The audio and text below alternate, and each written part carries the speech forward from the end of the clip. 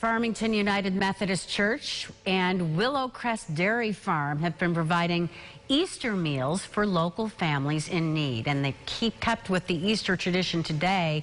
Willow Crest announcing it will donate a half-gallon of milk for each meal that includes a ham, rolls, potatoes, veggies, apples, and dessert. Farmer and church volunteer Hannah Warden says dairy is essential for families who benefit from the program.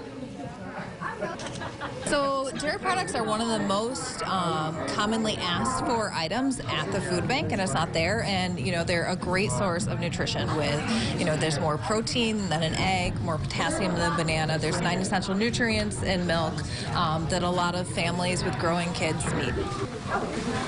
Willow Crest Dairy Farm in Ontario County has been family owned for more than 40 years.